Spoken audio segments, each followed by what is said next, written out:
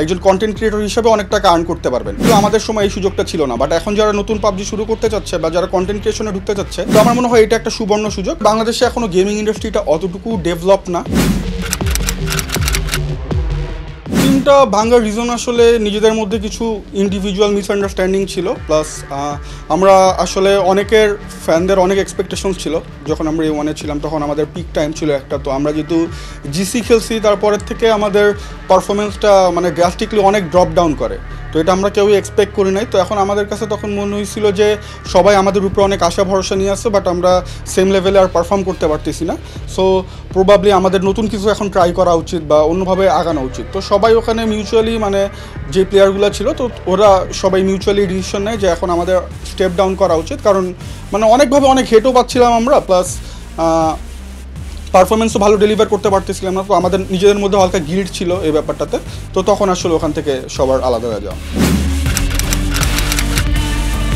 PUBG mobile থেকে নেক্সটার programme চালু করছে, সেখানে হচ্ছে গিয়ে আপনি যদি সাইন আপ করেন সেখান থেকে আপনি একজন কন্টেন্ট ক্রিয়েটর হিসেবে অনেক টাকা আর্ন করতে পারবেন।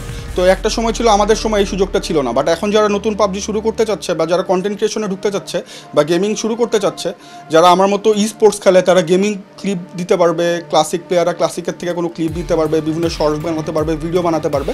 তো আমার মনে হয় এটা একটা সুবর্ণ সুযোগ, কারণ গেম খেলে সবারই চান্স আছে। আসলে তো এটা বলা যায় না যে ও পারবে না বা ও পারবে, তো চেষ্টা করতে কোনো ক্ষতি নেই।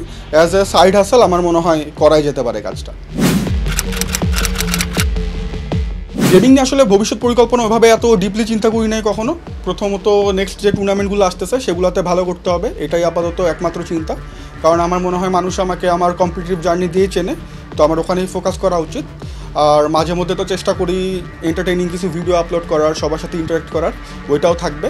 আর এর পাশাপাশি যদি অন্য কোনো ক্যারিয়ারের অপশন থাকে তাহলে ওইটাও ভেবে চিন্তা দেখবো। বাংলাদেশে এখনও গেমিং ইন্ডাস্ট্রিটা অতটুকু ডেভেলপ না যে আসলে আমি একটা গেমের প্রতি কমপ্লিটলি ডিপেন্ডেন্ট থাকতে পারবো। কন্টেন্ট ক্রিয়েশনের দিকে মানে আমার আসলে অনেকই আছে, কারণ মানুষ আসলে যে পরিমাণ ভালোবাসা দেয় বা যে পরিমাণ সাপোর্ট দেয় এটা আসলে অন্য কোথাও হয়তো বা আমি পাইতাম না, বা আমি মানে এই গেম থেকে আসলে যতটুকু পাইছি ততটুকু আমি অন্য কোথাও থেকে পাইনি। সো অবশ্যই ট্রাই করব যে মানুষের সাথে যতটুকু পারি ইন্টারেক্ট করতে, ওনাদের সাথে ততটুকুই কথা বলতে বা ততটুকুই এঙ্গেজ করতে। সো ওই চিন্তা ভাবনাটাও থাকবে। আমার পরামর্শ হচ্ছে সফলতা কখন একদিনে আসে না, তো শুরুতে হাল ছেড়ে না দেওয়া। অনেক সময় আমার এমন হয়েছে যে আমরা আমাদের লাইফের অনেক লো স্টেজে চলে গেছিলাম যে আরও হচ্ছে না মনে হয় আর হবে না, তো জিনিসটা আসলে এরকম না। তো কথাই আছে যে অন্ধকারের পর আলো আসবেই, তো একবারে হাল না ছেড়ে দিয়ে চেষ্টা করতে থাকা, ইনশাল্লাহ ভালো সময় তাদেরও আসবে।